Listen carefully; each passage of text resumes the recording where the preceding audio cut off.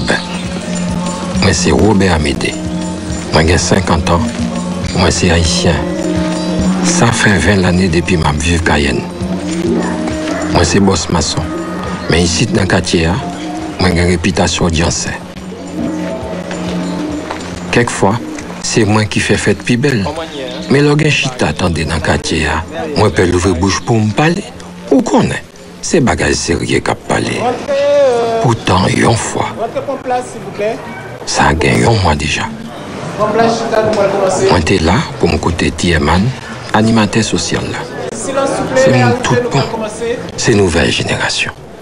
On va nous discuter sur ce que prévoit pour une nouvelle connexion courant qui pourrait être faite là. Moi, je saluer voisins, amis compatriotes, Blaise Saint-Christophe qui malheureusement quitté à sans attendre. C'est vrai, oui. Zami n'a pas de chance. L'ité tant qu'on vent et un garçon. Ah, les mots de maladie, ça a tombé sous. C'est pas une question de maladie. C'est une question de jalousie. Yo pas de vle monsieur vin trop pour yo. Yo la ge mauvais sous lui. Regardez, faut nous pas mélanger cause yo. Ah, ça fout qu'on est man. Ou fait sortir en baroque maman. Joue ça. Et man pas de cacabé encore. Moi pas de carité de bras cassés. Excusez-moi. Je t'ai attiré l'attention sur un bagage. Moi, je connais Blaise Saint-Christophe très bien. C'était bons amis. Nous avons grandi ensemble, Port-au-Prince. Depuis quelque temps, il y a un bon chui à faire sous dos la droite à gauche. Je ne suis pas d'accord avec moi de brique à courir. Moi, je suis mauvais. Maladie d'hier, personne n'a pas de précision sur lui. Mais tout le monde est au courant. Moi, pas peur. Question de monde dans coûte l'air, pas gain sa pièce. Mouché Blaise Saint-Christophe t'est attrapé virus qui est le sida, mesdames, messieurs. Parce qu'il n'a pas voulu mettre préservatif. C'est pas sale, ma sale, nos camarades là, les m'a dit nous ça. S'il te l'a jodi, pas du tout. Moi, t'as répété ça, m'te toujours qu'on répétait Bali. Blaise, amis camarades, vous croyez rien pas privé parce qu'on a un grand monde pas où qui a invoqué au globalisé à créer l'esprit. Vous pensez rien pas privé parce que au docteur Fay qui a bien de la tête aux pieds. Et bien, moi, je vais tromper tête. Sous quoi c'est ça qui est capable de guérir, qui est capable de protéger contre sida. Sida, son maladie, ce n'est pas mon zombie qui baoule. Sida n'a pas attaqué le monde, c'est le monde qui peut être au bail sida, si les autres pas véhiculés. Kounia, si un monde tombe malade, c'est pour le dégager, lui jouer un remède, gens capables. Ben fait, prière, tout ça vous voulez. Mais personne ne peut remplacer net médicament docteur. C'est tout ça que je pour me dire. Merci. Crac. Merci, on va continuer. Courant, beaucoup de monde attend, c'est un bagage qui est important.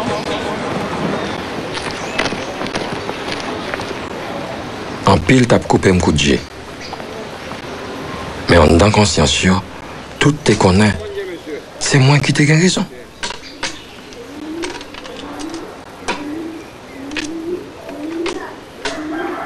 Sida, pas mystère. Capote, c'est seule protection.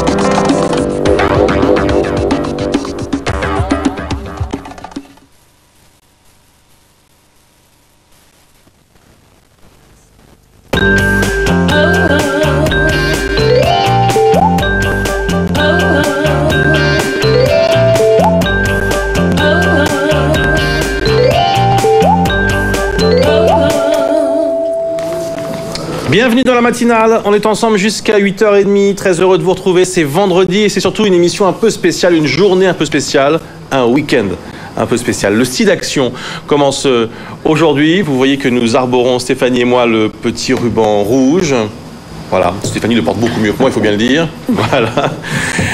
On va faire appel à vous. On va encore avoir besoin de vous. Il va falloir composer le 110. C'est un numéro très simple à retenir. Et sur ce numéro de téléphone, vous allez pouvoir faire une promesse de don.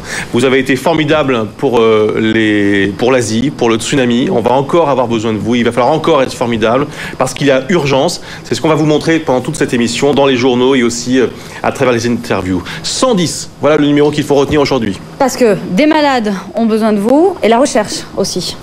Le professeur Yves Lévy, qui est l'un des plus grands chercheurs concernant le virus du sida, sera avec nous tout à l'heure à 7h45. On lui demandera où on est la recherche et il nous dira à quel point il faut se mobiliser. À 8h, Maud Fontenoy sera également avec nous. Elle vient de boucler sa traversée du Pacifique à la rame. Elle nous racontera son aventure. Au programme de cette première demi-heure, la revue de presse de Léon Mercadet avec cette question: Zidane va-t-il revenir? Eh ouais, ah oui, alors ça c'est quand même important. Ensuite à 7h20, le multimédia avec Fred Moulin. L'expo universelle qui se tient à Aichi au Japon en ce moment nous présente des robots extraordinaires. Et puis il était une fois, la machine à remonter le temps de Michel Royer à 7h25. Le spécial hippisme aujourd'hui avec un record de gains en 76 pour ce cantonnier. Et 8 ans plus tard, première victoire d'une femme dans le tiercé. Elle s'appelle toujours Dari Boudboul. Voilà pour le sommaire, toute l'équipe du matin est prête. Et l'actualité tout de suite parce qu'elle est très riche. Aujourd'hui, le journal, allons-y.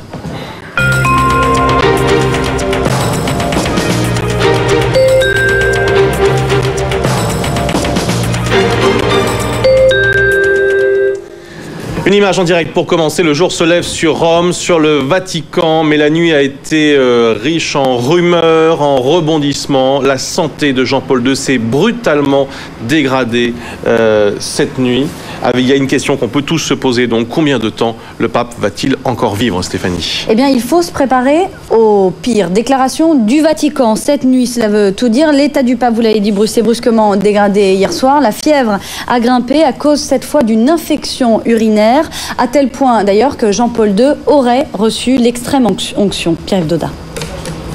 Le temps est suspendu au Vatican depuis hier soir. Il est 22h environ lorsque les médias italiens annoncent que l'état de santé du Saint-Père s'est dégradé. Le souverain pontife a une forte fièvre provoquée par une infection urinaire. Jean-Paul II est immédiatement pris en charge par l'équipe médicale qui le veille 24 heures sur 24. Le pape va mal, très mal, c'est ce que déclarent les médecins qui redoutent une septicémie. À la clinique Gemelli de Rome, tout est prêt pour une éventuelle admission d'urgence. Il ne veut pas aller à l'hôpital Gemelli. Il sent qu'il vit ses derniers moments et il préfère rester dans ses appartements du Vatican plutôt que dans une chambre d'hôpital. Le pape aurait exigé de pouvoir mourir dignement en souverain pontife dans sa chambre au Vatican. Mais selon les médecins, il serait de toute façon trop faible pour être transféré à l'hôpital. Dans la nuit, l'état de santé du pape semblait stabilisé grâce aux antibiotiques qui lui ont été administrés. Mais dès hier soir, Jean-Paul II aurait reçu l'extrême onction, les derniers sacrements du malade. Et en toute logique, le monde catholique inquiet répond par la prière. Au plus près du Saint-Père, d'abord à Rome, dès l'annonce de la dégradation de sa santé, des centaines de personnes se sont rassemblées spontanément sur la place Saint-Pierre, des fidèles désemparés. Écoutez. C'est un moment très triste et je ne sais pas quoi dire. Le pape a beaucoup souffert. C'est un moment très triste. Nous devons rester ensemble. Et nous sommes avec lui dans cette période difficile. Je ne sais pas quoi penser. Le pauvre, je ne sais pas quoi dire. Nous verrons bien. Voilà la place qui s'est vidée ensuite sur les coups de 3h du matin et la circulation sur place a été interdite par la police jusqu'à nouvel ordre. Même ferveur, même recueillement dans le monde entier. Oui, d'abord vous allez voir ces images de prière aux Philippines.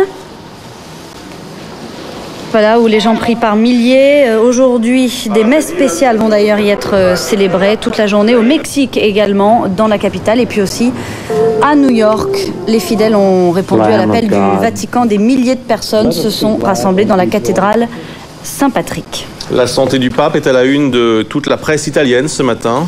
Des titres très pragmatiques. La presse ne s'avance pas trop, mais constate l'état de santé du pape s'aggrave. Pour la Stampa, Il Tempo évoque la longue nuit. Le pape Vocilla en fin de vie.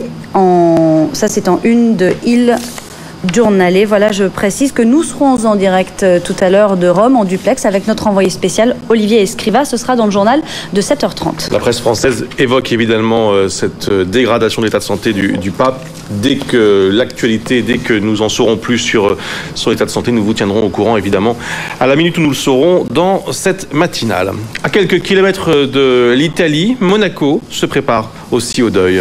Le prince régnier va mal, à tel point que, fait rarissime dans l'histoire du Rocher, la régence a été confiée hier à son fils, le prince Albert, 47 ans. Décision du Conseil de la Couronne après le constat de l'empêchement de son père, c'est la formule, à conduire la principauté.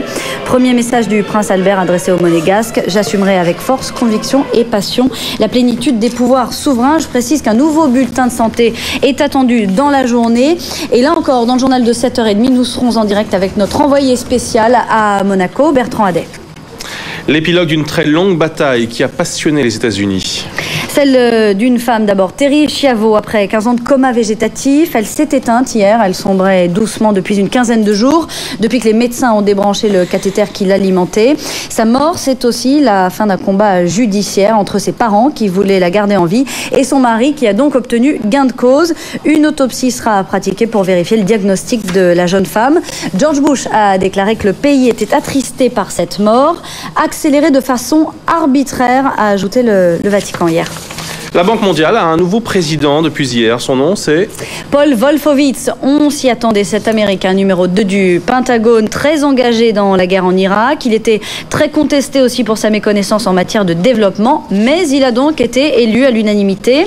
Le premier de ses objectifs, c'est de réduire de moitié la pauvreté mondiale en 2015. Et rien que pour ça, forcément, on lui souhaite bonne chance.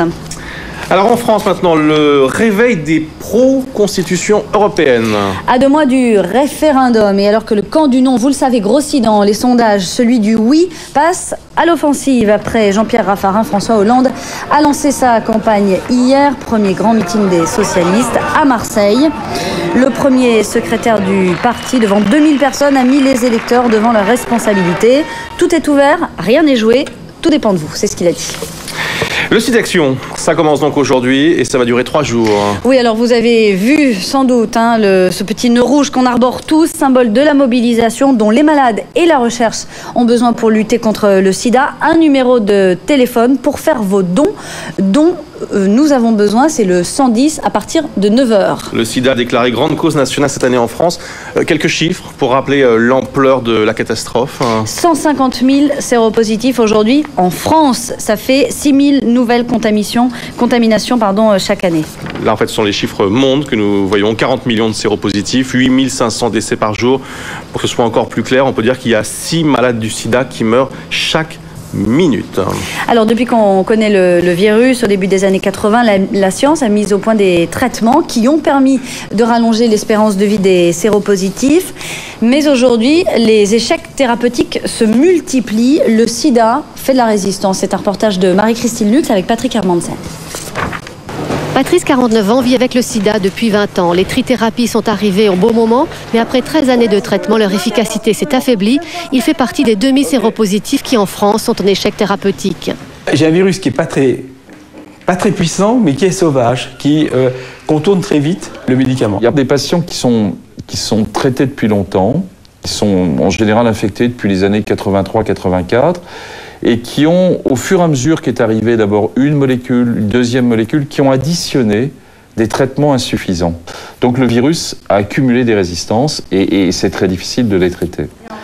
Ralentir, stabiliser la quantité de virus dans l'organisme, sa vie est aujourd'hui suspendue à de nouvelles molécules qui fonctionnent sur ces virus résistants. Ces molécules ne sont pas encore commercialisées, elles sont en cours d'évaluation, alors Patrice se bat pour entrer dans un essai thérapeutique. Je ne me considère pas comme un cobaye, parce qu'un cobaye,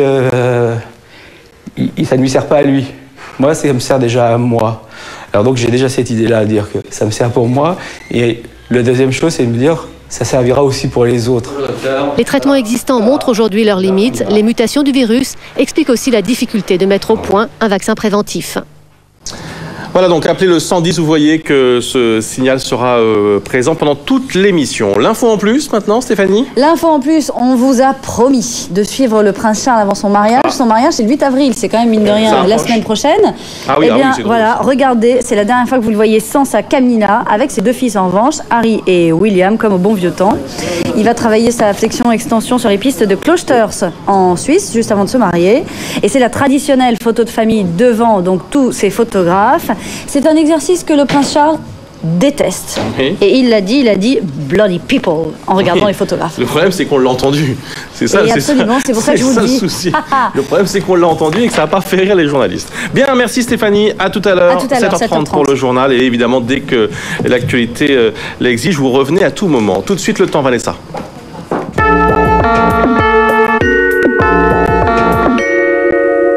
Pour prévoir toutes les situations, retrouvez la météo avec emailjob.com, site internet de recherche d'emploi.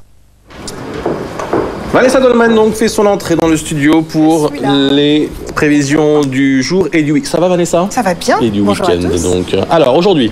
Aujourd'hui, c'est pas mal du tout. Vous allez pouvoir apprécier le soleil cet après-midi et déjà même ce matin. On regarde tout de suite. Pour le moment, il y a encore quelques petits brouillards, surtout sur l'extrême nord de la France. Généralement, il y en a un petit peu partout dans le nord et également le long du littoral atlantique. Mais assez rapidement, ça devrait quand même se dissiper. Du soleil présent autour de la Méditerranée. Les températures ce matin sont assez fraîches. Donc quand même, prévoyez une petite laine. Ça va s'arranger dans l'après-midi, évidemment. Mais pour le moment, regardez, les températures sont comprises entre 3 et 6 degrés pour les régions du nord et entre 2 et 10 pour la moitié sud. Et dans l'après-midi, on regarde, le soleil est parmi nous. Et tant mieux, regardez, surtout sur le nord-est de la France où il va y avoir un très très beau ciel bleu.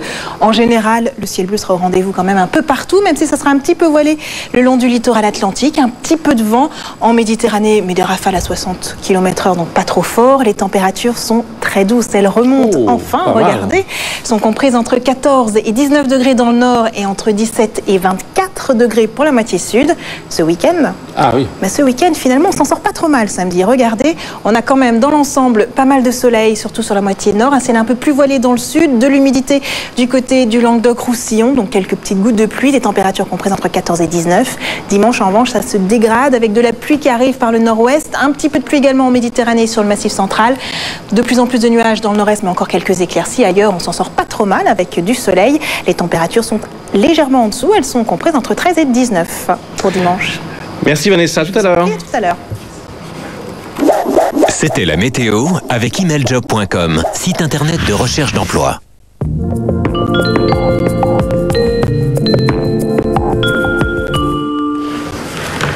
7h11, bon réveil, bonjour si vous nous rejoignez à l'instant, c'est l'heure de la revue de presse avec Léon Mercadet. Bonjour Léon. Bonjour Bruce. Alors voici les unes des journaux qui ont un peu bouleversé leur première page hier soir en apprenant la dégradation de l'état de santé du pape. Voici le Figaro qui titre sur l'ultime combat de Jean-Paul II. Le Parisien annonce que Jean-Paul II est au plus mal. Par contre, aujourd'hui en France, qui sort en province, vous le savez, n'a pas eu le temps de modifier sa une. Et c'est Roland Giraud qui est à la une d'aujourd'hui en France et qui annonce qu'il ne peut pas faire le deuil, il n'arrive pas à faire le deuil de sa fille, Géraldine. Interview assez poignante du comédien. Libération titre sur dur à digérer la suppression du lundi de Pentecôte. Et il paraît que ça alimente le camp du non, cette histoire. Il y a une tout est fait pour de date. Oui. Et enfin, parmi toutes ces mauvaises nouvelles, y aurait-il enfin un espoir, Léon? Et s'il revenait, titre l'équipe, c'est Zinedine Zidane. Absolument, ça c'est, ils osent, l'équipe, c'est leur rôle d'ailleurs, lancer le débat, poser le problème, parce que c'est important, Bruce, car l'équipe de France continue sa série de nuls, on l'a vu, et est-ce que Zizou va revenir en équipe de France? Alors, le sauveur, le Messi, le De Gaulle de la politique, le De Gaulle du football, qui reviendrait sauver la France. Alors, pour ça, ça dépend de deux hommes, ça dépend de Raymond Domenech et de Zizou lui-même. C'est ça. Alors, pourquoi il y a une alors, l'actualité, c'est bien sûr le match contre Israël, et puis l'équipe magazine de demain, un peu de teasing, publie un numéro spécial Zizou, avec grosse interview faite il y a quelques semaines de Zizou. Alors, Bah, qu'est-ce qu'il dit dans cette interview? Parce que c'est ça en fait qui a tout déclenché. C'est le match contre l'Irlande le 7 septembre, le prochain qui sera décisif. match, qui sera alors là, ça devient de plus en plus, c'est toujours décisif. Non, mais là, oui, c'est de plus en plus décisif. Et alors, Zizou nous dit qu'il se sentirait très bien de jouer à Dublin. Ça lui irait bien ce match difficile, mais malheureusement, il n'en est pas question. Voilà ce que dit Zizou, il n'en est pas question. Et en fait, la question se pose. Parce qu'effectivement, Domenech ne l'a pas appelé. Eh oui. C'est ça le problème. Mais Raymond Domenech, il dit quoi de son côté, lui? Il dit que la porte est ouverte. C'est-à-dire, carrément, il y a un truc là, il dit, la dernière fois que j'ai vu jouer Zizou, c'était contre le Real Juve en Ligue des Champions. Qu'est-ce qu'il dit Domenech sur Zizou? Il dit que Zizou était remarquable, c'est un de ses plus beaux matchs. Il était toujours en mouvement, il a défendu, il était à droite, à gauche. Il attaque, il défend, il est partout. Il est à droite, à gauche, et en plus, il a fait jouer son équipe. Bon, un type comme ça, il faut le mettre tout seul sur le terrain, contre les Irlandais. Et alors... non mais Léon, ce que dit Zidane, en gros, c'est que on n'a pas vraiment voulu de lui. C'est pour ça qu'il fait la gueule. C'est pour ça qu'il a annoncé son départ. C'est pour ça qu'il fait la gueule. On s'en souvient, c'était sur Canal en aut dernier. Absolument, c'est parce qu'il y a eu un manque de compréhension entre ces gens. Domenech n'a pas été très bon. Dernière question de l'interview de Domenech par l'équipe. Je vais appeler Zizou, et d'ailleurs, je vais peut-être même l'appeler tout de suite. C'est dans l'équipe de ce matin, mais ça, c'était fait hier. Si ça se trouve, il a déjà appelé. Si ça se trouve, c'est déjà arrangé cette affaire, d'autant plus qu'on apprend dans le Parisien que Raymond Domenech est très intéressé par l'astrologie. Et que dit l'astrologie? Alors, le Parisien a interrogé une astrologue. Il n'y a pas de vraies incompatibilités astrologiques entre Zidane et Domenech. C'est ça la phrase importante. Leur problème repose sur des malentendus. Alors très vite, voilà. Dans le Figaro, Léon. Dans le Figaro, c'est un autre sujet. C'est un article scientifique qui pose la question: les hommes sont-ils les seuls à rigoler, ou est-ce que les animaux aussi peuvent se marrer? Alors, il semble que les chimpanzés puissent se marrer, on en voit un qui rigole, mais la question se pose aussi pour les rats. Alors là, il y a une chronique d'un scientifique qui nous explique carrément, qui pose la question: le rat peut-il rire? Et même le rat a-t-il le sens de l'humour? Avec cette phrase remarquable: se pose pas souvent la question. Personne n'a recherché encore la possibilité de l'humour chez les rats, mais s'il existe, il est lié au sens du gag. Car les jeunes rats ont un merveilleux sens de l'amusement. Donc on sait qu'il y a des recherches en cours sur le sens du gag chez le rat, le sens de l'humour chez le rat. Mais en fait, on se sent moins seul, parce que si les autres peuvent aussi rigoler, les animaux et les chimpanzés. Et alors, un tout dernier truc... C'est fini, Léon, je suis désolé. Dommage. J'ai plus le temps, et surtout... Non, mais je suis désolé, Léon. D'autant plus qu'à l'instant, on a un communiqué du Vatican. 7h15, à l'instant, le Vatican confirme que les conditions de santé de Jean-Paul II sont très graves. C'est la première fois que le Saint-Siège confirme la dégradation de l'état de santé du pape. Conditions de santé du pape très graves, annonce à l'instant le Vatican. On en reparle dans quelques secondes. Léon, merci. Et merci d'avoir passé cette semaine avec nous. Et dès lundi, le retour de Marie Coleman. Oui, de Marie Zidane, en quelque sorte, ou de Zinedine Coleman, on ne sait plus très bien. Merci Léon. On revient sur l'état de santé du pape dans quelques instants et la suite de la matinale. À tout de suite.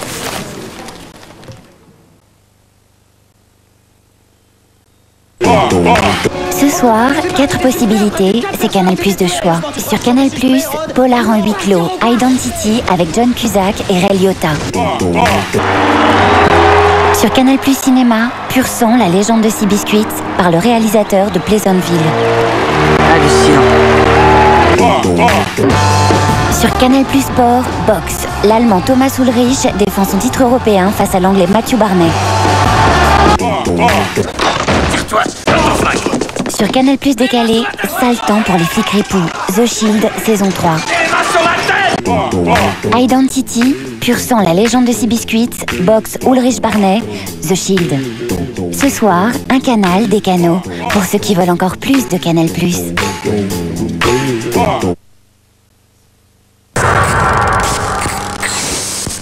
Il se trouve que j'ai été président de l'Assemblée des régions de France. C'était facile, il y avait 2 catégories, les régions de droite, les régions de gauche. Les impôts étaient toujours plus élevés, à gauche qu'à droite. Et les champions de l'impôt étaient à gauche. À gauche, l'impôt a du goût. À gauche, l'impôt a de la saveur. À gauche, l'impôt sert à financer la démagogie. C'est pour ça que, monsieur Paul, vous auriez mieux fait de vous taire, parce que maintenant, les Français savent que le camp de l'impôt, c'est le vôtre. Autres parlementaires qui, eux, se tiennent beaucoup moins bien. Vous le voyez à Moscou, une quinzaine de députés de 2 partis nationalistes russes se sont livrés aujourd'hui à une bagarre en pleine séance de la Douma. Elle a éclaté après l'annonce du résultat contesté d'une élection dans le Grand Nord russe. Qu'il me soit tout d'abord permis de demander à monsieur le Premier ministre d'assumer tout simplement ses responsabilités, puisqu'il était vice-président du Conseil régional de Poitou-Charentes, donc membre de l'exécutif, avec d'ailleurs monsieur Thierry Breton, lorsque les impôts y ont été augmentés de 100%. Alors écoutez la réaction du public. La fédération israélienne a demandé à tous les supporters de ne pas siffler la Marseillaise, de respecter l'hymne français.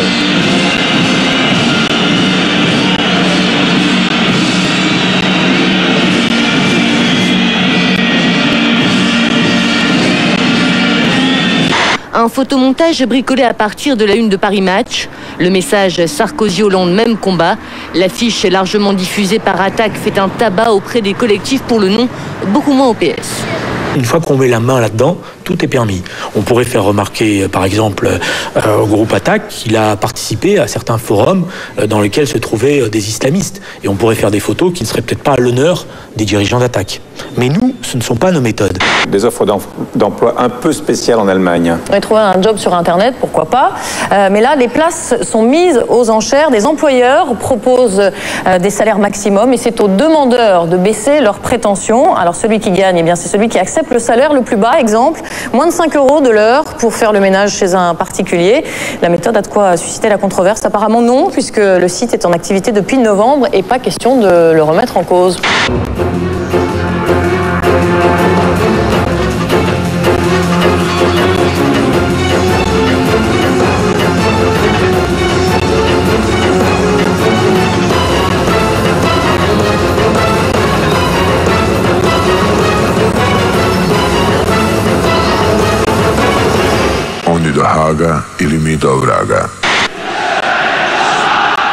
Très aigué, ouais, cette déviation, mais il y a une faute dans le dos. Attention David, attention.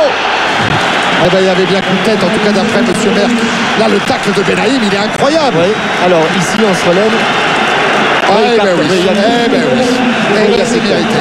Non, pas la batte de baseball. Ça, c'est impressionnant. Oh. 7h21, la matinale, l'information en direct. Le pape est dans un état critique.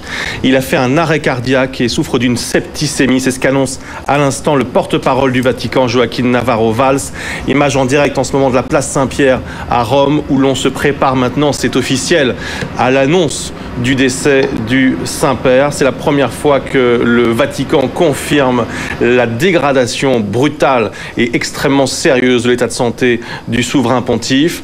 Toute la nuit, les rumeurs allaient bon train. Vous le savez, les médecins avaient déjà dit qu'il était dans un état grave. Ensuite, on avait annoncé la stabilisation de son état de santé, mais cette fois, c'est officiel et c'est sûr. Donc le pape est dans un état extrêmement critique après un arrêt cardiaque. Déclaration du porte-parole du Vatican, Joaquin Navarro-Valls. Nous serons en direct de Rome dans moins de 9 minutes maintenant, dans le journal de 7h30 avec Stéphanie Renouvin, et nous vous tenons au courant de l'état de santé du Saint-Père dès que nous avons plus de précision. La matinale continue avec Fred Moulin, le multimédia. Fred, bonjour. Bonjour. Alors, on va parler de robotique. C'est un peu retour vers le futur aujourd'hui, ce que vous nous proposez. Complètement, oui. Vous savez, la semaine dernière, c'était donc l'ouverture de l'exposition universelle. Et effectivement, donc ça se passe à Aichi, au Japon. Ça se tient jusqu'au 25 septembre prochain. C'est la grande messe de l'humanité où toutes les nations se réunissent pour partager leur vision de l'avenir. Ça va de la protection de l'environnement aux avancées technologiques et accessoirement, chacun montre ce qu'il est capable de faire. Les organisateurs attendent quand même 15 millions de personnes, c'est assez énorme. Et à bien regarder ce qui est exposé, on se rend compte que l'avenir de l'homme, c'est peut-être bien le robot, effectivement, Bruce. Alors, je vous vois venir, vous allez nous parler du fameux robot Asimo. Forcément, Asimo, qu'on va revoir là sur ces images. Donc, c'est vrai qu'on nous le sert souvent, mais ce qu'il ne faut pas oublier, c'est qu'Asimo, c'est un projet qui date de 86. Au départ, c'était que 2 jambes. Et aujourd'hui, en fait, il arrive à courir, ce qui n'était pas le cas avant. Excusez-moi. Donc il peut courir jusqu'à 3 km/h, c'est pas encore avec ça qu'il va battre le record du 100 mètres. Non, mais enfin c'est pas mal. Voilà, chaque année il évolue, donc effectivement on le revoit souvent, là son corps a encore évolué, il a plus de mouvements de la tête et il peut maintenant attraper des objets, les lancer, c'est assez intéressant. L'autre célébrité alors. Voilà, la célébrité, là, c'est Sony. C'est Sony, c'est le robot Kirio qu'on avait aussi sur ces petites images. Là, c'est vraiment.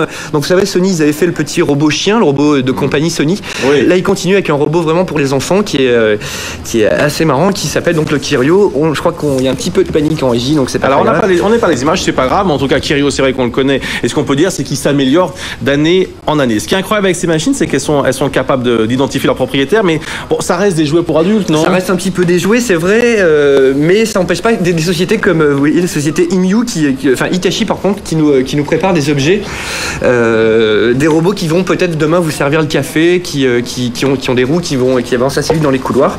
Mais ce qu'on pouvait rencontrer au salon, c'est carrément une hôtesse. Alors là, je vous la présente, elle est assez mignonne. Est-ce qu'on peut la voir celle-là? Parce qu'il m'en parle depuis ce matin, Fred Moulin, de cette hôtesse. Voilà, et donc quand les gens arrivent, donc ça c'est pas de l'image de synthèse, c'est un vrai robot qui a une apparence humaine.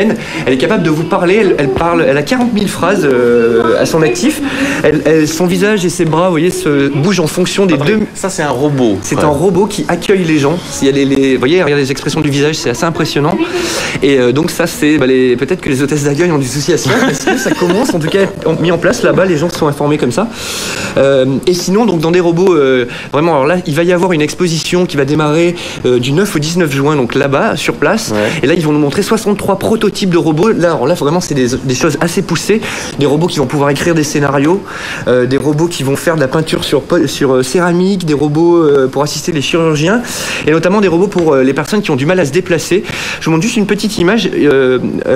Toyota a inventé vous voyez, ça s'appelle, c'est plus un fauteuil roulant, c'est un fauteuil marchand. Avec quelqu'un dessus, ça donne à peu près ça.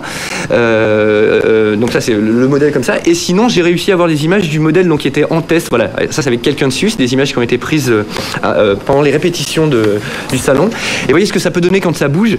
Donc la personne est complètement assise dessus, on pilote avec un joystick.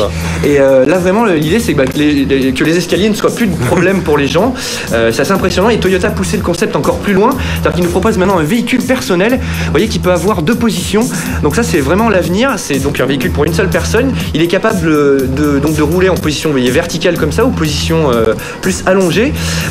Si vous êtes stressé, il va vous mettre une petite musique calme pour vous calmer. Et comme c'est un véhicule personnel, on ne peut pas vous le voler. C'est-à-dire que vous avez votre empreinte, vous voyez, des digitales dedans. Bien, et merci. Dernière chose. Je suis désolé, on est obligé d'arrêter. On est déjà au bout du temps. Merci beaucoup, Fred Moulin. Merci pour toutes ces infos. Tout de suite, Michel Royer, la machine à remonter le temps. Il était une fois.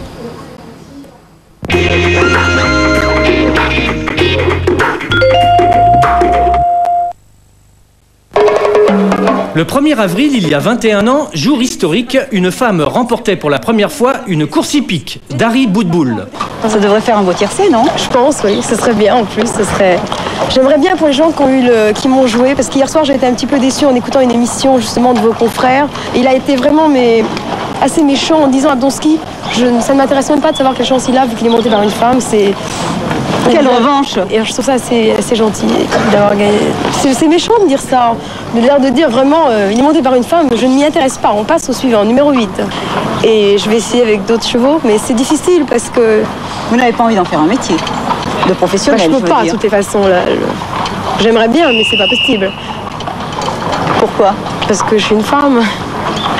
Et qu'il vaut mieux, si je prenais ma licence de jockey, je ne monterais plus jamais en course parce que personne ne me ferait monter. PMU toujours, 5 ans plus tôt, quand les journaux mettaient en vedette Tintin, heureux vainqueur d'un tiercé record. Depuis 10 ans, il joue sa date de naissance, mais cette fois, pour la plus grande joie de ses amis, la chance lui a souri. 18 millions, une somme rondelette. Alors cet argent, qu'est-ce que vous allez en faire? Je vais le laisser à la banque. Ça me rapportera quelque chose. Petit intérêt. Vous n'allez rien acheter avec? Pourquoi pas. Si, comme je vous ai dit, là, peut-être changer de vélo, acheter une mobilette. Est-ce que vous êtes plus heureux maintenant que vous avez 18 millions? Bien sûr. Maintenant, il n'y a plus de soucis à se faire pour la retraite et tout le bazar.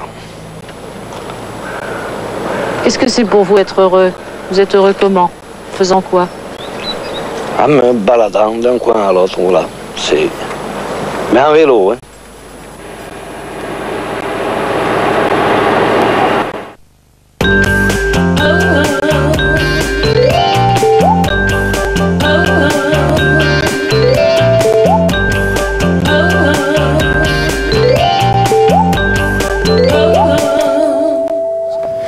7h28, l'actualité en direct. Dans moins de 2 minutes maintenant, le journal avec Stéphanie Renouvin. Nous irons à Rome. Le pape est dans un état critique, annonce le Vatican, après un arrêt cardiaque et le début d'une septicémie. D'ici là, laissez-moi juste vous rappeler que le 110 est à votre disposition puisque le SIDAction a commencé. Aujourd'hui, vous pouvez appeler à partir de 9h pour faire des dons au profit donc de la lutte contre le sida. Au programme de cette prochaine demi-heure, Arnaud Vivian sera avec nous pour Ça n'engage que moi. Arnaud qui va se retourner dans quelques instants. Allez, retourne-toi Arnaud. Il a vu pour nous Nicolas Sarkozy sur France 2 hier soir. Ensuite, à 7h45, on va reparler du SIDAction et de la recherche avec le professeur Yves Lévy, président du comité médical et scientifique du SIDAction. Où en est la recherche? On verra ça avec lui. Et puis à 8h10, c'était cette nuit, Olivier Trouveau, notre envoyé spécial dans les nuits parisiennes. Soirée Glamour. Hier, Glamour, c'est ce magazine féminin. C'était au Ritz hier. C'était assez sympa, visiblement. On en parle tout à l'heure. Le temps tout de suite, Vanessa Dolman.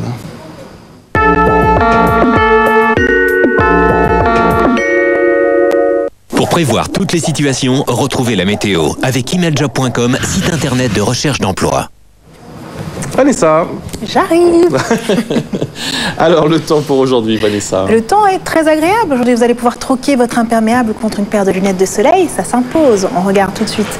Ce matin, encore un petit peu de brouillard sur les régions du nord et le long du littoral atlantique, mais rien de très grave. Le soleil va assez rapidement revenir. Beaucoup de soleil également autour de la Méditerranée. Les températures ce matin sont un petit peu en baisse. Encore une fois, elles sont comprises entre 3 et 6 degrés pour la moitié nord et entre 2 et 10 pour les régions du sud. Dans l'après-midi, encore une fois, du soleil et sortez la crème solaire pour ceux qui en ont besoin. Regardez, voilà, du soleil surtout dans le nord-est. Ailleurs, ciel un petit peu voilé, mais moments ensoleillés également. Et les températures sont à la hausse, elles sont très douces. Elles sont comprises entre 14 et 19 degrés dans le nord et entre 18 et 24 pour la moitié sud. On reparle de week-end tout à l'heure? Absolument, merci beaucoup Vanessa, à tout à l'heure. C'était la météo avec emailjob.com, site internet de recherche d'emploi. –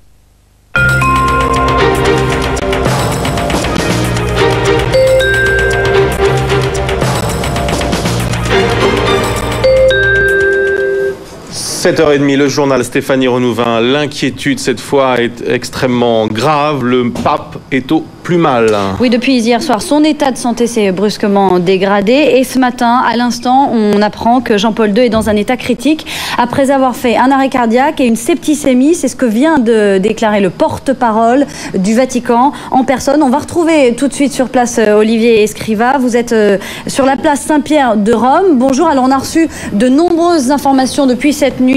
Quelles sont les dernières? Quelles sont les vôtres, précisément? Écoutez, les nôtres sont celles que vous venez de dire, c'est-à-dire un communiqué qui a été lu ce matin très tôt par le porte-parole du Vatican, selon lequel le pape serait victime d'une septicémie et d'un arrêt cardiaque. Donc des nouvelles qui ne sont évidemment pas bonnes. Tout a commencé en fait hier soir vers 22-23 heures, alors que tout le monde pensait ici que l'état de santé du pape était un peu meilleur. On savait qu'il avait perdu 19 kilos, mais on nous répétait que ses organes vitaux n'étaient pas touchés. Et puis soudain, cette nouvelle, le pape serait mort ou quasiment mort, et il aurait même reçu l'extrême onction. Donc immédiatement, des dizaines de journalistes se sont rendus ici autour du Vatican. Ils ont retrouvé leur point qu'ils avaient quitté depuis quelques jours déjà. Des dizaines et des dizaines de manifestants, de fidèles sont aussi venus se recueillir sur la place Saint-Pierre. Ils sont restés là pour certains jusqu'à 3 heures du matin. Et puis dans la nuit, les rues qui permettent d'accéder au Vatican ont été fermées par la police et on a même repeint les passages piétons, ce qui était évidemment un très mauvais signe. Et il semblerait que ce matin, ce très mauvais signe semble se confirmer.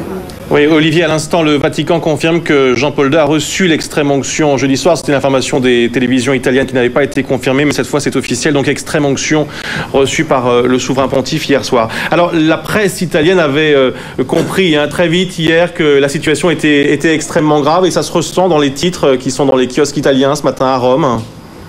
Ça se ressent, la presse italienne a été très réactive puisque je vous le disais, les mauvaises informations sont arrivées vers 22-23 heures. Malgré tout, tous les titres italiens font leur une sur le très mauvais état de santé du pape, la fin d'un règne, la fin de vie pour le pape, titre certains quotidiens italiens. Et puis je ne vous en montre qu'un qui parle de lui-même, c'est la Repubblica, l'agonie du pape et cette photo où on voit toute la souffrance de Jean-Paul II. Et à l'intérieur du journal, un médecin proche du pape, qui évidemment a gardé l'anonymat, qui nous dit cette fois-ci, on a fait tout ce qu'on pouvait faire. Donc évidemment, On s'attend ici à de nouvelles informations très rapidement, des informations qui, vous l'imaginez, ne semblent pas s'annoncer bonnes.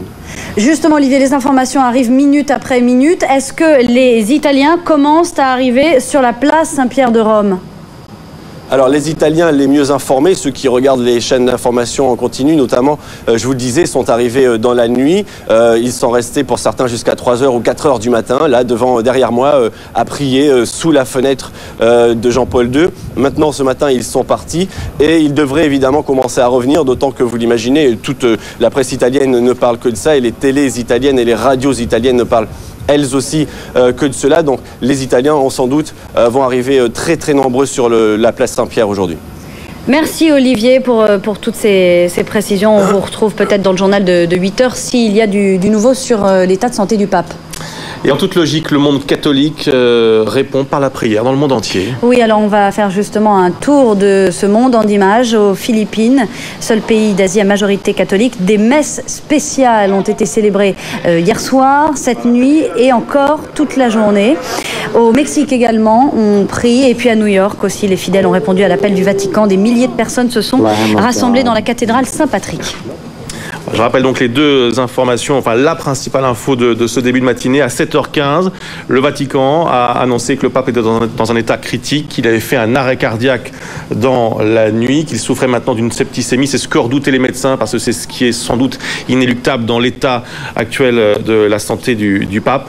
Il semble que le Vatican prépare le monde à l'annonce du décès de Jean-Paul II, le pape qui a reçu l'extrême-onction, confirmation également donc de cette information. Il aurait reçu l'extrême-onction jeudi soir.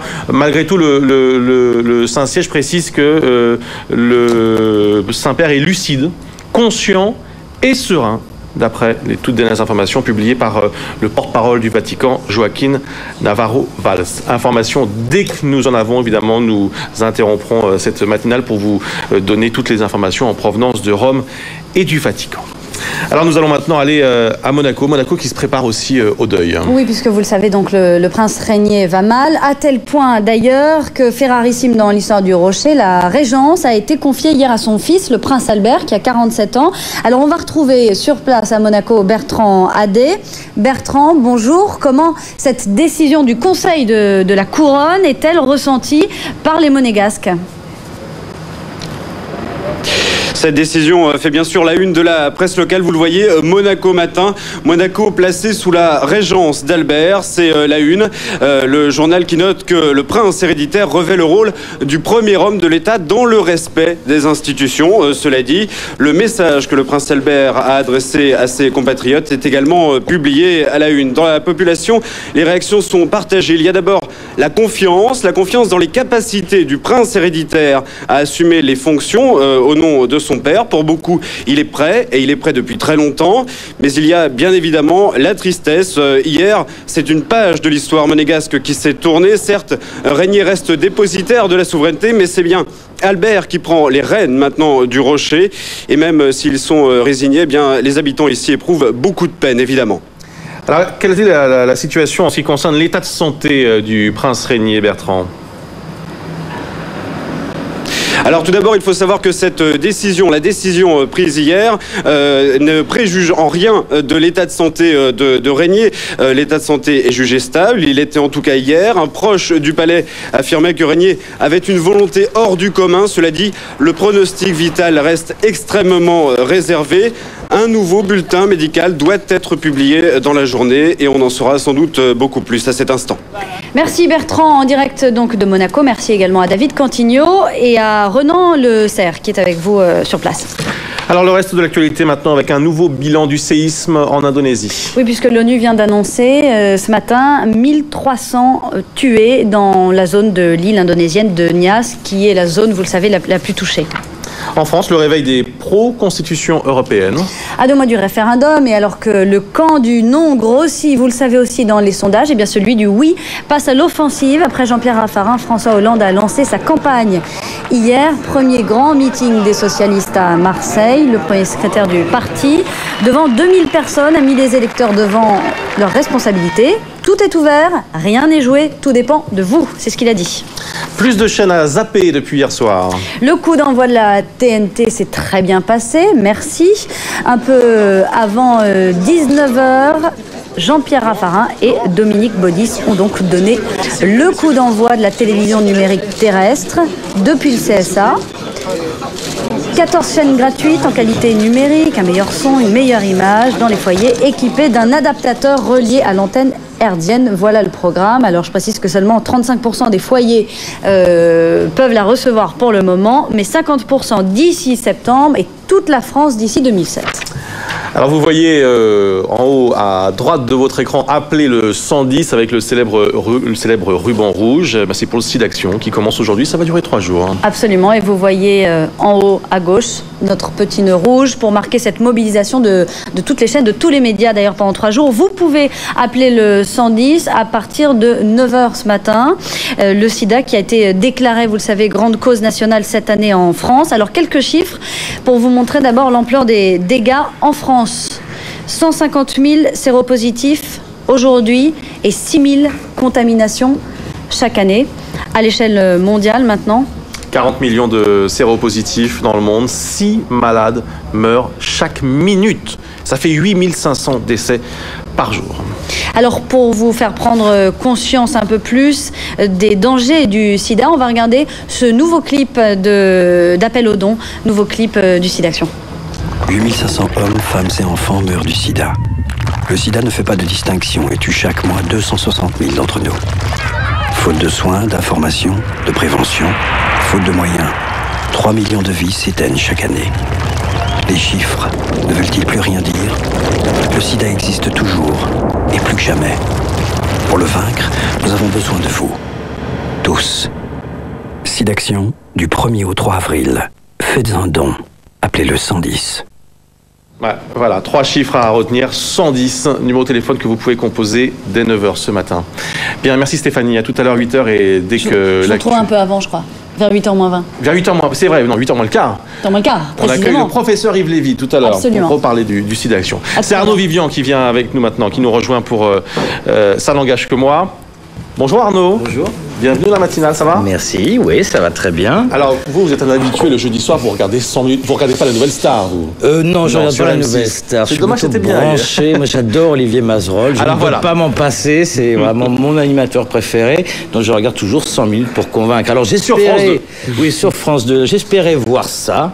Voilà, on va peut-être voir l'image. Oui. J'espérais voir José Manuel Barroso qui était attendu à 100 minutes pour convaincre. Et puis finalement, voilà, José Manuel Barroso. Oui, on aurait bien aimé la Commission européenne. Oui, de Bruxelles. Donc on aurait bien aimé lui parler. On aimerait bien avoir le point de vue de Bruxelles aussi sur le débat que nous avons en France. C'est ça qui est intéressant, qui était intéressant dans cette idée géniale d'inviter José Manuel Barroso. Il paraît que c'est le PDG, le président de France Télévisions qui a eu cette idée magnifique. On aurait bien aimé le voir, mais finalement on a vu autre chose. On a vu ça, on a vu donc Nicolas Sarkozy à 100 minutes pour convaincre qui entamait sa 5e heure pour convaincre depuis le début de l'émission. 3e participation. Oui. Alors Olivier Mazerolle, on sait qu'il y a un débat, il paraît que c'est l'Élysée qui aurait appelé, fait pression pour que cette émission avec Barroso soit annulée. Olivier Mazerolle a expliqué qu'il y avait un problème, c'est que Barroso est un tenant du oui, c'est un partisan du oui bien évidemment, président de la Commission de Bruxelles, mais que en France, lorsqu'il parle, on a plutôt tendance à voter non. On ne sait pas parce qu'il n'a pas parlé, donc on ne sait pas exactement, mais enfin, c'est une projection. Alors, c'est un peu embêtant comme construction mentale de la part d'Olivier Mazerolle, parce que dans ce cas-là, moi, je pourrais dire personnellement que lorsque je vois Jean-Marie Le Pen, un partisan du non, j'ai plutôt envie de voter oui, ou quand je vois Philippe de Villiers, partisan du non, j'ai plutôt envie de voter oui, et même lorsque je vois trop Sarkozy, partisan du oui, j'ai envie de voter non. C'est ça, oui, c'est qu'il y a un effet inverse, c'est un effet repoussoir. Oui, mais alors, comme le CSA a décidé qu'il comptabiliser les oui et les non pour égaliser les temps de parole, à partir du moment où un oui pousse à voter non et qu'il est éliminé du tenant de la prise de parole du oui parce qu'il pousse à voter non, donc Barroso, on ne sait pas comment on va comptabiliser exactement, quoi. Et comment on peut prévoir l'effet de quelqu'un qui va parler. C'est assez compliqué. Et je trouve que, vous voyez, plus sérieusement, on voit une incidente du référendum, c'est qu'on découvre qu'il y a quand même un problème de liberté d'expression en France.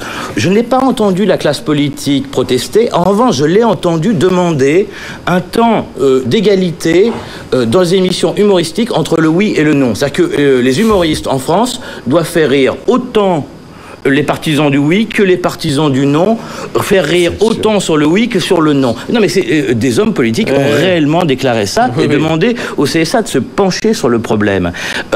Par ailleurs, on voit des journalistes, rien à voir avec le référendum, mais on a vu des journalistes mis en examen, ce qui est très grave, hein, parce qu'ils refusaient de donner leur source, ce qui est tout à fait leur droit.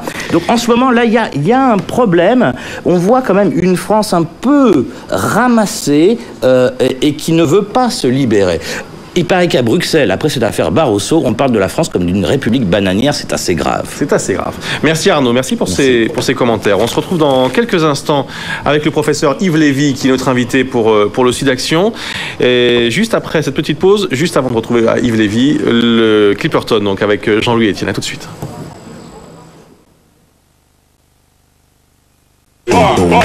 Ce soir, 4 possibilités, c'est Canal+ de choix. Sur Canal+, Polar en huis clos, Identity avec John Cusack et Ray Liotta. Sur Canal+ Cinéma, Pur Sang, la légende de Seabiscuit par le réalisateur de Pleasantville. Hallucinant. Sur Canal+ Sport, Boxe, l'Allemand Thomas Ulrich défend son titre européen face à l'Anglais Matthew Barney. Sur Canal+ décalé, sale temps pour les flics ripoux, The Shield, saison 3. Identity, Pur Sang, la légende de Seabiscuit, Box, Ulrich Barney, The Shield. Ce soir, un canal, des canaux, pour ceux qui veulent encore plus de Canal+.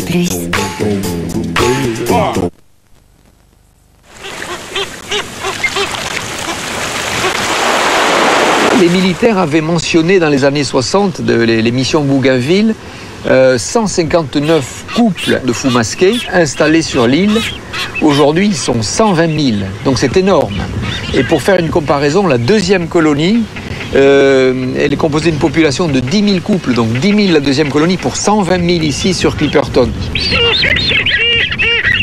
Les ornithologues sont les gens les plus heureux, je crois, de cette mission, parce que leurs résultats sont immédiats, donc le fruit de leurs études, ils l'ont en même temps qu'ils sont sur l'île. Aujourd'hui, on peut instrumenter ces oiseaux pour savoir où est-ce qu'ils vont se nourrir. On peut passer du temps avec eux très facilement parce que ces animaux ne connaissent pas l'humain, donc ne sont pas farouches. Donc on peut les approcher très très facilement, les baguer, les faire régurgiter pour savoir qu'ils ont dans l'estomac. Donc c'est un véritable laboratoire exceptionnel. On assiste à des cycles de reproduction qui se font à peu près tous les 2 ou 3 mois. Donc l'activité est importante. Les points négatifs et les inquiétudes concernent les poussins qui sont relativement âgés et encore faméliques. C'est-à-dire qu'ils sont sous-nourris. Il y a un problème de nutrition qui vient bien sûr du manque de poissons au niveau de l'océan, mais avec les balises qu'ils arrivent à mettre aujourd'hui, les GPS et balises Argos sur les oiseaux, elles se rendent compte qu'ils vont très très loin. Donc il y a une dépense énergétique de l'oiseau importante pour nourrir les petits, et ils se rendent compte que les parents ne rentrent pas le soir. Bon, c'est pas qu'ils font la fête, c'est qu'ils n'ont pas trouvé à manger. Ils rentrent souvent le lendemain ou le surlendemain. S'il a plu, les poussins qui ont encore du duvet sont frigorifiés. Il y a eu des décès, des morts. Donc ça, c'est une inquiétude. Et les malnutritions sont expliquées peut-être par des carences chez ces animaux, mais surtout par la raréfaction du poisson liée à la surpêche. Voilà donc Jean-Louis Etienne que l'on retrouvera vendredi prochain. On va accueillir tout de suite le professeur Yves Lévy, qui est président du comité médical et scientifique du SIDAction, le SIDAction qui commence aujourd'hui. Bonjour professeur. Bonjour. Bonjour. Merci d'être avec nous ce matin. Je vous en prie. Moi j'ai envie de vous demander d'abord ce que vous attendez tout simplement de ce SIDAction. Écoutez, l'objectif il est quasiment triple. Le premier, c'est évidemment des dons pour la recherche, parce que la recherche doit continuer. Le deuxième, c'est de parler du sida, car on a vraiment l'impression qu'il y a une banalisation de la maladie. Et le troisième, c'est de mettre les patients, les malades, au cœur de cette action, c'est-à-dire qu'ils disent, eux, leur vécu, pour que la population, les gens prennent conscience de ce que c'est cette infection aujourd'hui. Alors maintenant, en tant que scientifique, je voudrais moi juste connaître l'état d'esprit de la recherche aujourd'hui dans la lutte contre le sida. Vous êtes comment? Pessimiste, inquiet, épuisé, optimiste? Enfin voilà. On est lucide, c'est-à-dire qu'on se rend compte des difficultés de tout ce qui reste à faire. D'abord, il y a les problèmes de la recherche en général, on ne va pas en parler là, mais enfin vous les connaissez. Il faut mobiliser de plus en plus de gens sur la recherche sur le sida. C'est une recherche longue, difficile, où effectivement il y a beaucoup de frustration. Mais de notre côté, il y a aussi des espoirs, et même si on gagne des étapes petit à petit, on les gagne quand même. Et vous savez qu'on a changé beaucoup de choses grâce au traitement aujourd'hui chez les patients. Mais il y a beaucoup à faire, vous en avez parlé, l'épidémie galope, l'épidémie reprend, et aujourd'hui on est confronté à une non-maîtrise de cette épidémie, surtout dans les pays du Sud.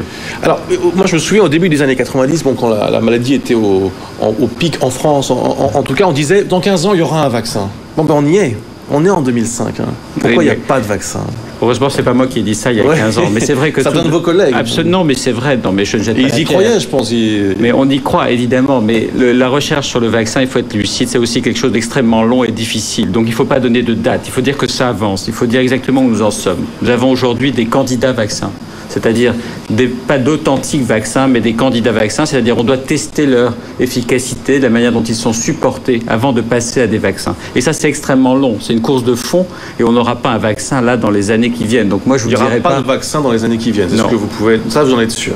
Dans les années qui viennent, ça dépend. Mais je ne pense pas aujourd'hui que l'on puisse dater et dire que nous allons avoir un vaccin avec lequel nous pourrons vacciner les populations et dire qu'on sera préservé. Le préservatif est aujourd'hui le vaccin contre le sida.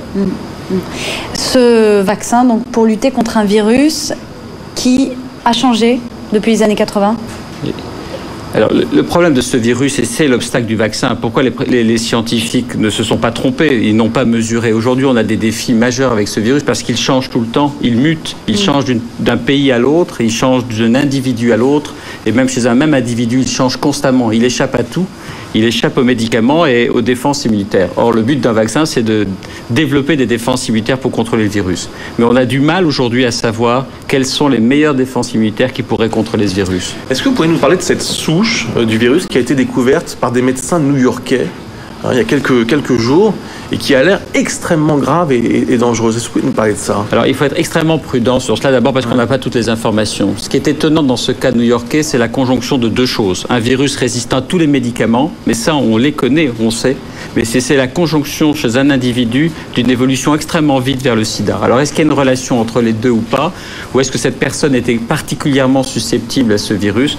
On ne le sait pas. Le problème, c'est de savoir si tous les contacts de cette personne ont aujourd'hui le même virus et si ce virus se propage dans la population et qu'il serait capable de donner effectivement les mêmes évolutions que l'on a vues. Pour aborder la trithérapie, qui permet de rallonger l'espérance de vie, encore une fois, ça ne soigne pas. Combien de malades ont accès à cette trithérapie ? Parce que pas tout le monde, je crois, peut supporter le traitement. Alors aujourd'hui, en France et dans les pays du Nord, tout le monde a accès au traitement. Après, supporter ce traitement, c'est une autre affaire. C'est ça. Donc ce traitement, vous l'avez tout à fait dit, et c'est ça qui est important de répéter, il ne soigne pas, il n'éradique pas le virus, il n'élimine pas le virus, il le contrôle. Et donc, ça ne soigne pas. Oui. Pas du tout, il contrôle le virus. Et donc il faut prendre ces médicaments sur 10, 20 ou 30 ans. Et le problème, c'est qu'effectivement, ces médicaments ont des toxicités qui font qu'aujourd'hui, nous sommes inquiets sur la poursuite d'un traitement pendant 20 ou 30 ans, car ces médicaments entraînent d'autres complications. Mais ce qu'il faut dire, c'est que dans les pays du Sud, il n'y a pas accès à ces médicaments. Et donc l'épidémie galope. Et si on ne les traite pas, évidemment, on a les 3 millions de morts dont vous avez parlé l'année dernière. Et alors, ce qu'on peut dire aussi sur les trithérapies, qui est extrêmement important, c'est que c'est un traitement très lourd. Il ne s'agit pas de prendre 2 pilules le matin et 2 le soir. C'est quelque chose d'extrêmement contraignant. C'est contraignant à cause des effets secondaires, mais on a quand même dans les progrès faits une simplification. Aujourd'hui, on avance vers une simplification des traitements. Et donc aujourd'hui, on cherche, et c'est ça le but de la recherche, et c'est ça ce dont on parle, c'est d'essayer d'avoir des médicaments mieux tolérés et moins toxiques. Alors on encourage bien sûr aujourd'hui, et pas seulement qu'aujourd'hui d'ailleurs, tout le monde a appelé le 110 pour donner de l'argent. Est-ce qu'on peut aider d'une autre façon, en faisant soit des tests, soit se porter candidat, se porter volontaire, oui, à des tests ? Oui, alors vous avez entendu qu'au mois de novembre-décembre, on a lancé des appels pour des volontaires pour justement évaluer des vaccins en France. Aujourd'hui, il y a une pause dans ce développement des vaccins. Ça c'est les aléas de la science. Il faut qu'on reprenne et qu'on continue.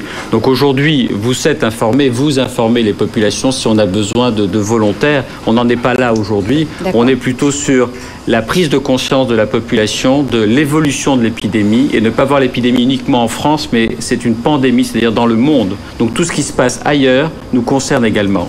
Encore un mot sur l'insertion des malades. la trithérapie ne suffit pas à réinsérer les séropositifs. C'est très dur, en fait. Sûrement. Il n'y a pas vraiment de politique. Qu'est-ce qui manque, d'ailleurs, pour que ça se passe mieux pour tous ces gens-là? Je pense que ce qui manque, c'est de changer nos comportements. Les personnes aujourd'hui atteintes par le VIH disent dans un cas sur 3 qu'elles sont victimes de discrimination sur le lieu du travail. Voilà. Une personne sur 2 est sans activité. 2 personnes sur 3 vivent des aides de l'État. Donc effectivement, on vit mal aujourd'hui avec la séropositivité, même si on vit plus longtemps grâce au traitement.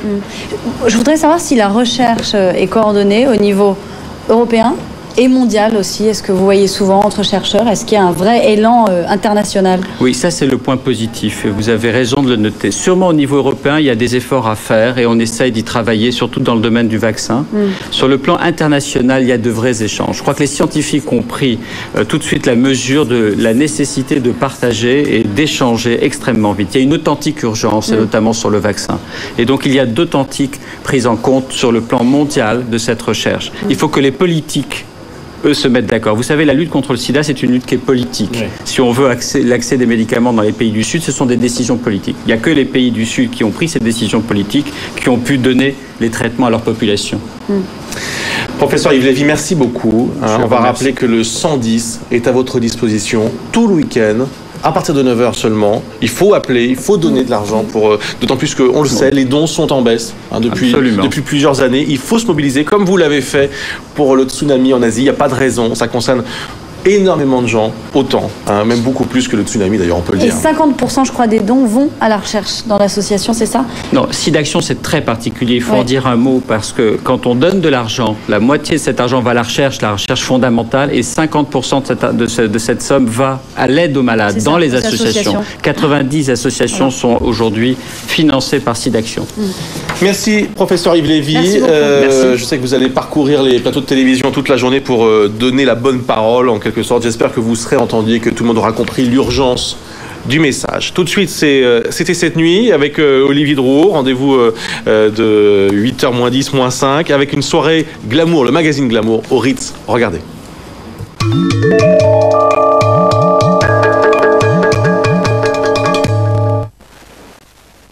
Salut, ce soir, direction le Ritz pour une soirée qui s'annonce très papier glacé. Première impression quand on entre, c'est le bazar intégral, c'est le bouchon. Il faut jouer un petit peu des coudes pour s'incruster. Même pousser des filles, pourtant j'aime pas ça, pardon. Est-ce qu'elle vaut cette soirée, c'est bien ou pas? Moi je viens d'arriver, je sais pas. C'est bien, je trouve. Ouais. C'est joli? Bah, c'est très joli et puis il y a plein de gens gentils, agréables, sympathiques. Glamour, c'est un mensuel féminin qui tire à 300 000 exemplaires. Il y en a eu 13 numéros pour l'instant. Et c'est ce magazine qui invite ce soir.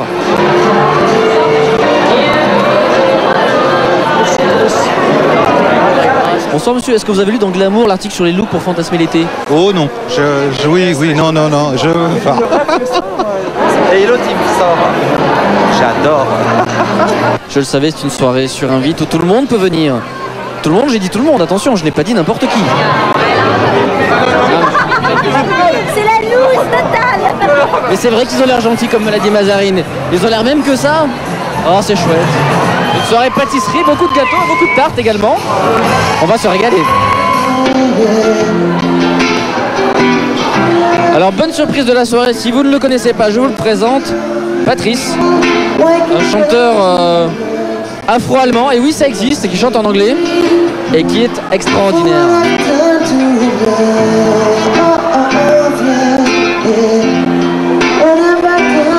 Vous ne saviez plus quoi faire de vos pneumatiques usagés?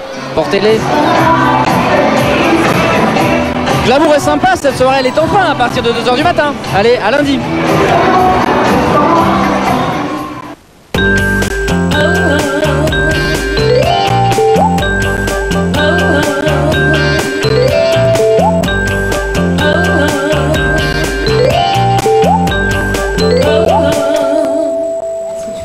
Oui, quelque part ou 8h moins 3, on est ensemble pour la matinale avec Maude Fontenoy. Bonjour Maude. Bonjour, on est vraiment très content de vous. Bienvenue. Oui. On peut pas faire aussi bien que les Tahitiens qui vont, oui, enfin voilà, les Polynésiens qui vous ont accueillis, mais bon, le cœur y est. Je peux essayer de vous porter, bon, ça sera moins bien que ça. Une petite danse aussi, Vanessa, ça vous plairait. Maude Fontenoy, vous avez réussi la traversée du Pacifique à main nue, donc à la rame, du Pérou à la Polynésie. La ligne d'arrivée a été franchie samedi dernier aux îles Marquises. 6900 km km en 72 jours, exploit incroyable. J'ai envie juste de vous demander comment ça va. Ça va bien, je suis très heureuse d'être là après vous avoir entendu si souvent du haut de mon petit bateau et là je suis contente vraiment d'être avec vous. Bon, physiquement ça va, vous êtes un peu... Dans quel état vous êtes là un petit peu fatiguée, il y a eu un peu... Vous êtes arrivé hier matin à Paris Hier matin, 24 heures d'avion, 12 heures de décalage horaire. Et 4 heures de sommeil. Et 4 heures de sommeil. Tout va bien. Ça ne se voit pas, vous êtes lumineuse. Radieuse. Vraiment bravo. On va revivre cet exploit, cette traversée. Vous allez nous raconter un petit peu comment ça s'est passé. Il y a eu des moments difficiles, on en parlera aussi. Alors au programme de cette prochaine demi-heure, les bons plans d'Alessandra Sublet également. Alessandra a testé pour nous aujourd'hui le slow food, qui évidemment est le contraire du fast food. Vous l'auriez compris. Yes. Et puis, Lame est avec nous pour le blog note. Lame qu'on retrouve chaque vendredi matin et on va parler des blogs des politiques aujourd'hui. Voilà, et d'abord le temps, Vanessa.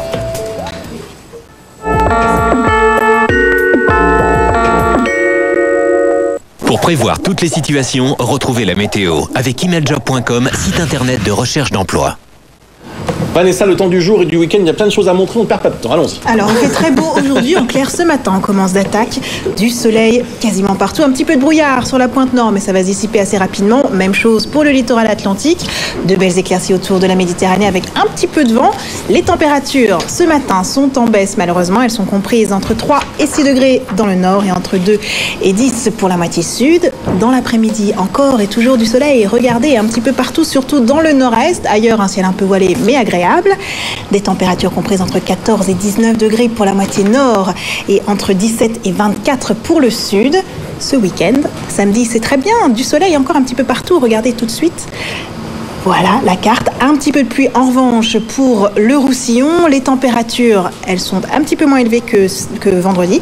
Elles sont comprises entre 14 et 19 degrés. Puis dimanche, ça se dégrade petit à petit. De plus en plus de nuages. Quelques gouttes de pluie, ça et là. Un ciel un peu voilé. Et les températures comprises entre 13 et 19. Voilà. Bien, mais merci pour... Non, en plus c'est bien. C'est plutôt pas mal ce que vous nous annoncez. Donc ça va. Merci Vanessa. Très bon week-end. À lundi. C'était la météo avec emailjob.com, site internet de recherche d'emploi.